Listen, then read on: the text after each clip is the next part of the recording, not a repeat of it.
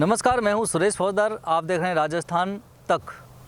चुनावी सरगर्मियों को लेकर आज बात कर रहे हैं, राजस्थान की राजनीति को लेकर बात कर रहे हैं, सियासत में क्या कुछ चल रहा है। टिकट वितरण दोनों ही पार्टियों का पूर्ण होने वाला है। लिस्ट कभी भी आ सकती है दोनों ही पार्टियों की। हालांकि एक बीजेपी पार्टी की एक टिकट जारी हो चुकी है 41 लोगों की, लेकिन एक लिस्ट जारी होते ही जनता कह रही है ट्रेलर देखा है, अभी पिक्चर अभी बाकी है। पिक्चर कितनी बाकी है पता नहीं, लेकिन ट्रेलर से तो पिक्चर का पता लग गया, क्योंकि ट्रेलर आने के बाद, एक लिस्ट आने के बाद किस तरह से घमासान मचा हुआ है। बगावत आपने देखा होगा, जालोर के सांचौर में 7 जो मंडल अध्यक्ष हैं बीजेपी के, उन्होंने इस्तीफ़ा भेज दिया। भरतपुर में भी नगर विधानसभा सीट पर हंगामा है, बगावत शुरू हो गई। बैर विधानसभा सीट पर भी इतना ज़्यादा अभी बगावत के स्वर सामने नहीं आए हैं। अब बात कर रहे हैं कि कांग्रेस की अभी एक भी सूची जारी नहीं हुई है, आने वाली है। बीजेपी की भी आने वाली हैं 41 के अलावा। फिलहाल फोकस करें हम भरतपुर विधानसभा सीट का। यह विधानसभा सीट से डॉक्टर सुभाष गर्ग, जो एमएलए रहे आरएलडी और कांग्रेस के गठबंधन से, स्टेट मिनिस्टर भी वो रहे, और कहीं ना कहीं अब ये उम्मीद की जा रही है कि कांग्रेस और राष्ट्रीय लोकदल का गठबंधन इस सीट पर होने वाला है और डॉक्टर सुभाष गर्ग ही यहाँ से प्रत्याशी होंगे। बीजेपी से कौन होने वाला है, बीजेपी से कौन होने वाला है, अभी कुछ कहा नहीं जा सकता। दावेदार तो बहुत हैं। कहा जा रहा है कि बीजेपी ब्राह्मण समाज को भी टिकट दे सकती है या फिर वैश्य समाज को भी टिकट दे सकती है। पूर्व जो विधायक रहे हैं 2 बार लगातार बीजेपी से, विजय बंसल, वो बर्खास्त थी, अभी उनकी एंट्री नहीं हुई है, तो इसलिए फिलहाल विजय बंसल बीजेपी से टिकट ले आएंगे, ये कयास भी नहीं लगाए जा सकते। भजनलाल शर्मा जो प्रदेश महामंत्री हैं बीजेपी के, बताया जा रहा है कि उनको टिकट मिल सकती है, बीजेपी दे सकती है यहाँ से। इसके अलावा काफ़ी समय से जो मांग उठ रही है, क्योंकि भरतपुर सीट जो विधानसभा सीट है वो जाट बाहुल्य सीट है। जाट बाहुल्य इसलिए कहा जा सकता है क्योंकि सबसे ज़्यादा मतदाता जाट समुदाय के हैं, करीब 80,000 से ऊपर, 80 से 88,000 के बीच में हैं। अगर बीजेपी मतदाताओं की संख्या के आधार पर अगर टिकट देती है तो जाट समुदाय को टिकट शायद दे सकती है, जिसमें जो लाइन में है सबसे ज़्यादा दावेदार हैं वो उदय सिंह हैं, जो काफ़ी समय से मेहनत कर रहे हैं पार्टी के लिए और डिमांड कर रहे हैं टिकट के लिए। उनका एक लॉजिक ये भी है कि सबसे ज़्यादा जाट मतदाता हैं, मैं जाट समाज से ताल्लुक़ रखता हूँ और जाट समाज चाहता है कि उनका विधायक बने, इसलिए बीजेपी से टिकट की मांग की जा रही है। तो हो सकता है अगर जाट समुदाय से टिकट देती है तो उदय सिंह को टिकट मिलने के चांस हो सकते हैं। वैसे समाज से अगर टिकट देती है तो विजय बंसल को शायद रिपीट इनको करना पड़ेगा, बर्खास्त है, उनको पार्टी में लेना पड़ेगा, लेकिन फ़िलहाल ऐसे चांस नहीं लग रहे हैं। यश अग्रवाल है, बहुत घूम रहे हैं, ब्रजेश अग्रवाल है, यश अग्रवाल को भी मिल सकती है अगर वैसे पे ही वो दाव लगाती है बीजेपी, विजय बंसल को नहीं देती है तो। ब्राह्मण समाज को अगर देती है तो फिर भजनलाल शर्मा ऊपर है, सबसे ऊपर लिस्ट में आते हैं, उनको टिकट मिल सकती है। लेकिन ये कहा जा सकता है कि फिलहाल जो डॉक्टर सुभाष गर्ग हैं उनकी स्थिति जनता के मुताबिक इतनी मजबूत है कि बीजेपी को भी सोचना पड़ रहा है कि टिकट किसको दें, किस जाति के प्रत्याशी को दिया जाए जो डॉक्टर सुभाष गर्ग को हिट कर सके और लड़ाई लड़ सके। लेकिन फिलहाल डॉक्टर सुभाष गर्ग ने जो गैप, एक स्पेस, एक गैप लगा दिया है, पैदा कर दिया है विधानसभा क्षेत्र में, उस गैप को पाटना शायद बीजेपी के लिए मुश्किल प्रतीत हो रहा है फिलहाल। और उनके जो दावेदार माने जा रहे हैं उनसे भी संभावना कम की जा सकती हैं, क्योंकि डॉक्टर सुभाष गर्ग जनता के मुताबिक, ये हमारा कहना नहीं, जनता से जो बात करते हैं, डॉक्टर सुभाष गर्ग एक बहुत लोकप्रिय हो चुके हैं, बहुत ज़्यादा उन्होंने काम किए हैं, सभी जातियों के लोग उनको समर्थन करते हैं। इसलिए बीजेपी को भी टिकट वितरण से पहले ये तय करना होगा कि डॉक्टर सुभाष गर्ग को कौन व्यक्ति फाइट दे सकता है, उसको ही मैदान में उतारा जाए। दूसरी तरफ डी कुमेर की अगर बात करें विधानसभा की, विश्वेंद्र सिंह जो पूर्व राज परिवार से हैं, कांग्रेस से हैं, विधायक हैं, कैबिनेट मंत्री हैं, कहीं ना कहीं कांग्रेस उनको ही टिकट देने जा रही है। बीजेपी से जो डॉक्टर शैलेश सिंह हैं, जो दिगंबर सिंह थे, दिवंगत हो गए, उनके जो पुत्र हैं, उनको दूसरी बार रिपीट करने जा रही है बीजेपी, उनको टिकट मिल देगी ऐसा बताया जा रहा है। कांटे की टक्कर रहेगी, क्योंकि 2018 के विधानसभा चुनाव में कांटे की टक्कर रही थी। 8,000 से बीजेपी के जो प्रत्याशी थे डॉक्टर शैलेश सिंह, वो चुनाव हारे थे। इस बार भी टक्कर बताई जा रही है, काफ़ी टक्कर होने की संभावना है। नगर विधानसभा की अगर बात करें तो बीजेपी ने अपना प्रत्याशी घोषित कर दिया, जवाहर सिंह बेड़म। वहाँ से अनीता सिंह जो 2 बार बीजेपी की विधायक रही थी वो बागी हो गई हैं, उन्होंने निर्दलीय चुनाव लड़ने का ऐलान कर दिया है। नैम सिंह फौजदार हैं जो 2018 के विधानसभा चुनाव में दूसरे नंबर पर आए थे, उन्होंने चुनाव लड़ने का ऐलान कर दिया है और आज़ाद समाज पार्टी जो चंद्रशेखर आज़ाद की है भीम आर्मी की, उस पार्टी से चुनाव लड़ने जा रहे हैं। कांग्रेस की जहाँ तक टिकट की बात है तो लगता है जो पूरी उम्मीद बताई जा रही है कि जो वाजिब अली हैं जो 2018 में बीएसपी से जीत कर आए थे और कांग्रेस में शामिल हो गए, कहीं ना कहीं कांग्रेस उन वाजिब अली को टिकट देने जा रही है, क्योंकि कांग्रेस के मुताबिक वाजिब अली एक मजबूत कैंडिडेट होंगे कांग्रेस के लिए। कामा की अगर बात करें तो कामा मुस्लिम बाहुल्य सीट है, वहाँ जाहिदा खान उनके पिता तैयब हुसैन काफ़ी समय से विधायक रहे, मंत्री रहे। जाहिदा खान 2 बार लगातार विधायक रह चुकी हैं, उनका होल्ड है इस परिवार का और जाहिदा खान को ही कांग्रेस टिकट देने जा रही है, इसकी संभावना पूरी बताई जा रही है। बीजेपी किसको देने जा रही है ये अभी समझ में नहीं आ रहा। बीजेपी बताया जा रहा है कि बीजेपी वहाँ से किसी भी वैश्य समाज के व्यक्ति को मैदान में उतार सकती है।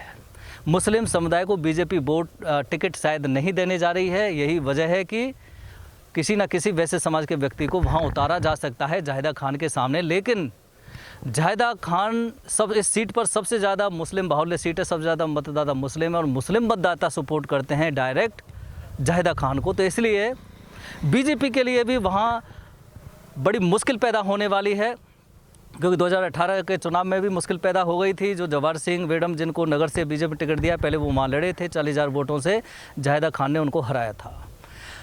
अब बीजेपी भी वहाँ चिंतित है कि ऐसे किस प्रत्याशी और समुदाय के प्रत्याशी को टिकट दी जाए जो जाहिदा खान को टक्कर दे सके, लेकिन फ़िलहाल तो ऐसा दिखाई नहीं दे रहा है जो जाहिदा खान को टक्कर वहाँ देने की स्थिति में हो। लेकिन डिपेंड करता है कि बीजेपी किसको प्रत्याशी बनाती है और उसका बैकग्राउंड क्या है, वो क्या मजबूत है, क्षेत्र में क्या उसने 5 साल काम किया, वो देखने वाली बात है कि उसके बाद ही पिक्चर सामने आ पाएगी।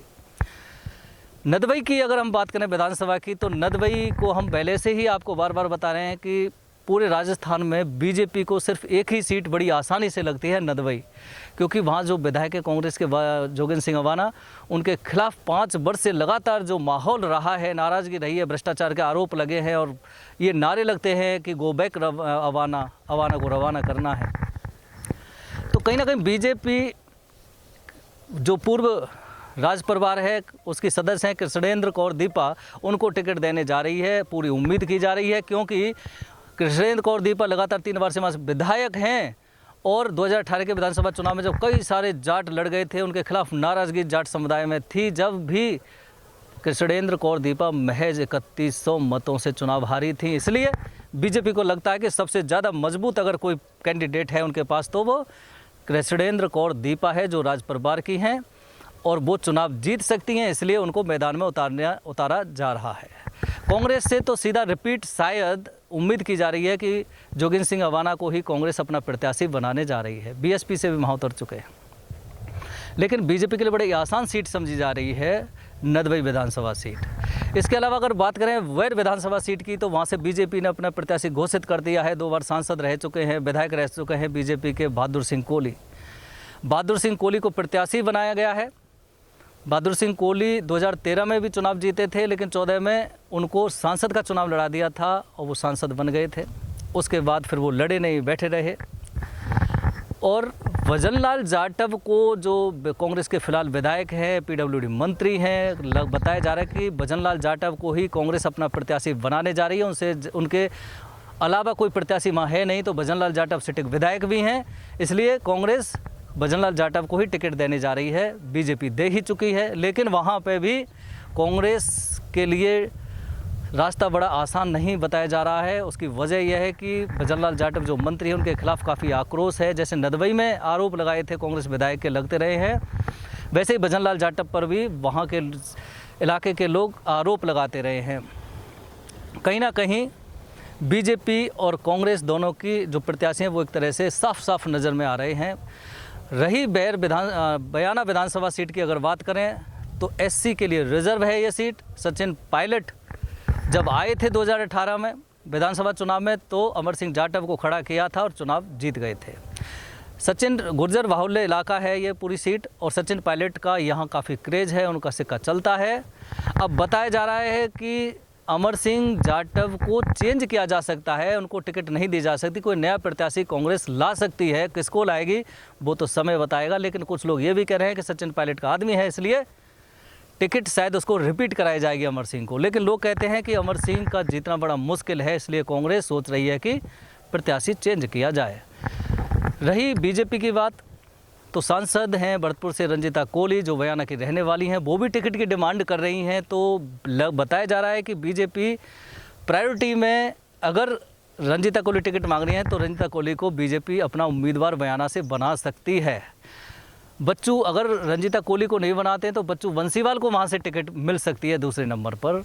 और जो ऋतु बनावत हैं, जो जिलाध्यक्ष हैं ऋषि बंसल बीजेपी के भरतपुर के, उनकी जो पत्नी है ऋतु बनावत 2 बार चुनाव लड़ चुकी हैं, एक बार इंडिपेंडेंट, एक बार बीजेपी से, और दोनों ही चुनाव महज 5 और 6 हज़ार मतों से वो चुनाव हारी थी, ज़्यादा गैप नहीं था।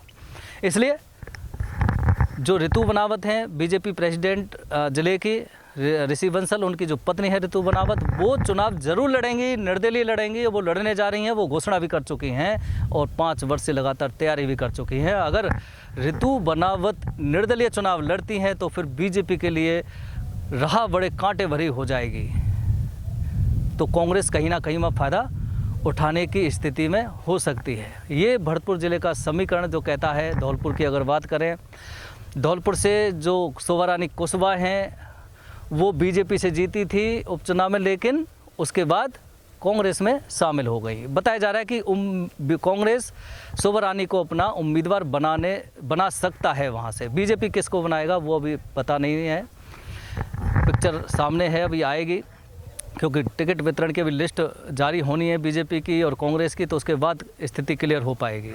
तो ये कहा जा सकता है कि फिलहाल पूर्वी राजस्थान में ज़्यादा सीटों पर बीजेपी ने अपने प्रत्याशी घोषित नहीं किए हैं, करने वाले हैं, कांग्रेस ने किसी को ही नहीं किया है। कांग्रेस का बताया जा रहा है जो सिटिंग विधायक हैं उनको ही तवज्जो दी जाएगी, उनको ही दोबारा से चुनाव मैदान में उतारा जाएगा। लेकिन इतना ज़रूर है, ईआरसीपी मुद्दा भी काफ़ी हावी रहता है, लेकिन ईआरसीपी जो मुद्दा है वो राजनीतिक मुद्दा बन के रह जाता है, आम जनता के बीच में वो नहीं पहुंच पाया है। कांग्रेस की क्या कमी रही जो जनता तक नहीं पहुंचा पाए, लेकिन इतना ज़रूर है ईआरसीपी भी एक मुद्दा चुनाव में रहेगा, हावी रहेगा। ये भी एक सवाल उठेगा कांग्रेस के खिलाफ, बीजेपी के खिलाफ।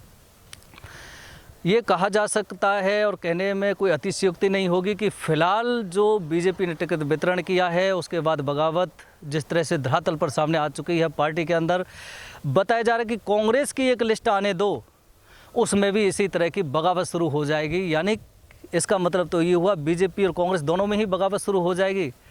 लेकिन इसकी शुरुआत तो बीजेपी से हो चुकी है, कांग्रेस में कितनी होगी पता नहीं। लेकिन लोग ये भी कह रहे हैं कि कांग्रेस के जो कार्यकर्ता हैं, पदाधिकारी हैं, उनको पता है कि जो सिटिंग विधायक हैं उनको ही कहीं ना कहीं प्रत्याशी घोषित किया जाता है, इसलिए दावेदार कांग्रेस में ज़्यादा नहीं है।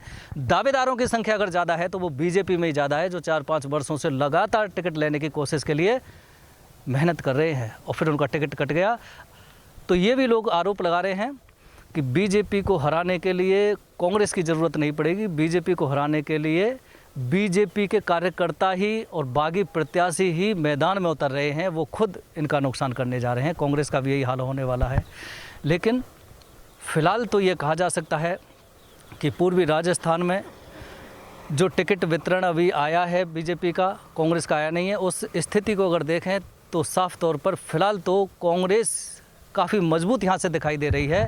लेकिन कितनी मजबूत है नहीं है वो टिकट वितरण के बाद भी क्लियर हो जाएगा। बीजेपी का एक टिकट वितरण से ही ये पता लग गया कि बगावत के चलते बीजेपी को नुकसान उठाना पड़ सकता है। उनके कार्यकर्ता, उनके बागी जो नेता हैं वो बीजेपी को हराने की कोशिश कर सकते हैं, इसका खामियाजा बीजेपी को उठाना पड़ सकता है।